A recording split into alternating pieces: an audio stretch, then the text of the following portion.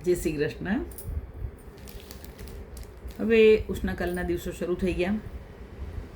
પનઘટનું પદ છે, ગોકુલ કી પનિહારી પનિયા ભરન ચલી, બડે બડે નૈના તામે શોભ રહ્યો ખજરા, પહેરે કસુંબી સારી અંગ અંગ છબી ભારી, ગોરી ગોરી બહિયા નમે મોતીન કે કજરા, પહેરે સખી સંગ લીએ જાત હસ હસ બુझत બાત, તનહુ કી સુધ ભૂલી શીશ ધરે ઘર ગગરા, નંદદાસ બલિહારી બીચ મિલે ગિરધારી, નૈનન કી સેનન મેં ભૂલ ગઈ ડગરા.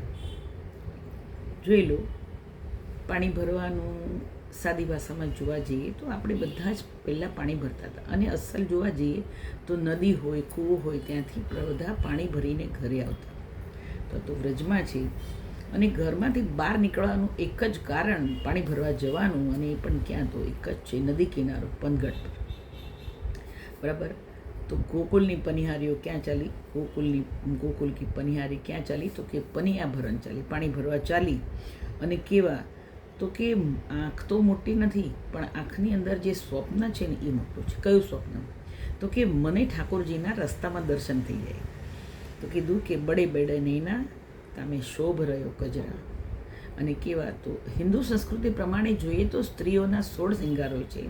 એમાં એક છે આંખમાં આંજણ આંજવું, એ પણ એક શિંગાર છે. એટલે કીધું શોભ રહ્યો કજરા, પહેરે કસુંબી સારી. કેવી રીતના? તો આપણે વ્રજની અંદર 2-3 કલર ખાસ પહેરાય, અને એમ કહેવાય છે કે સૌભાગ્યવતી સ્ત્રી જે હોય એ આ 2-3 રંગ ખાસ પહેરે, લાલ, પીળો અને કેસરી રંગ 12 મહિના ચાલે. બરાબર. તો અહીંયાને આપણું સૌભાગ્ય કોણ? તો જોવા જઈએ તો માતૃપ્રેમમાં પણ આપણા ઠાકોરજી, અને પ્રિયતમના પ્રેમમાં પણ આપણા ઠાકોરજી. અને બને ત્યાં સુધી આપણે એક જ વિચાર કરીએ કે મારો પ્રભુ પ્રસન્ન રહે.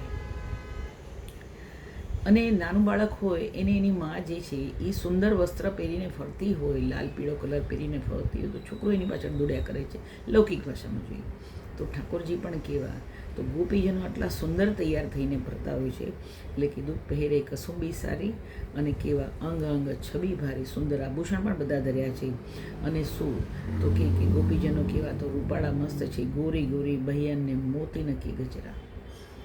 બરાબર. એક જાતના પાટલા કે જે મોતીના હોય, અને એક ડિઝાઇનિંગ છે, એને ગજરાની ડિઝાઇન કહેવામાં આવે છે.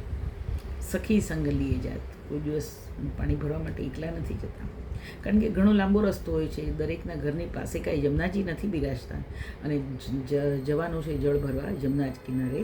એટલે કીધું સખી સંગ લીએ જાત, બેનપણીની સાથે જાય છે.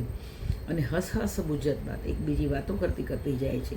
અને કેવી? મનમાં એક જ વિચાર છે કે રસ્તામાં આપણને કનૈયો મળી જાય તો કેટલું સારું થાય. તો કે તનહુ કી સુધ ભૂલી, 1 સેકન્ડ ભૂલી ગયા છે પોતે. અને શું? કે માથે મોટી ગાગર મૂકી છે પાણીની. ને નંદાસીને દર્શન થયા. કેવા? કે નંદદાસ બલિહારી. આ ગોપીજન પર નંદદાસજી વારી ગયા છે. નંદદાસ બલિહારી. રસ્તામાં મળ્યા પ્રભુજી, પ્રભુ. તો કે બીચ મિલે ગિરધારી. અને શું? તો ઠાકોરજીએ ઈશારો કર્યો કે નૈનન કી સેનન મેં, સેન એટલે ઈશારો, નૈનન કી સેનન મેં. શું? તો કે રસ્તો ભૂલીને ગોપી બીજે રસ્તે ચાલવા માંડી. દરેક જણાને એમ છે, આપણે ઘરમાં પ્રભુની ટેલ પહોંચીએ છીએ તો ઘરમાં કોઈ આપણને આડું નથી આવતું, પણ તે છતાં પણ આપણને મનમાં એમ થાય કે 1 સેકન્ડ માટે હું મારા પ્રભુ પાસે એકલી હોઉં. બરાબર. તો આ જે વિચાર છે, તો ગોપીજનોના મનમાં પણ આ જ ભાવ ચાલતો, અને બધા સાથે જ જતા હોય જલ ભરવા માટે. પણ ત્યાં જોવા જાય તો તમારો ભાવ, મારો ભાવ, બધાના ભાવ છે શું?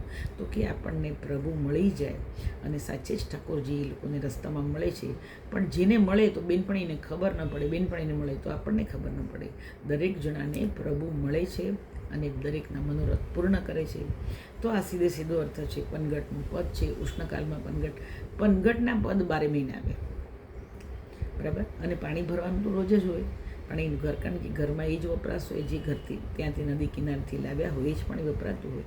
એટલે પનઘટના પદ 12 મહિને આવતા હશે. સમય જોવા જઈએ તો કોઈ વખત સવારનો હોય છે, કોઈ વખત સાંજનો સમય છે. બરાબર. મળીએ એના પછી ફરી પાછા. જય શ્રી કૃષ્ણ. બીજા એની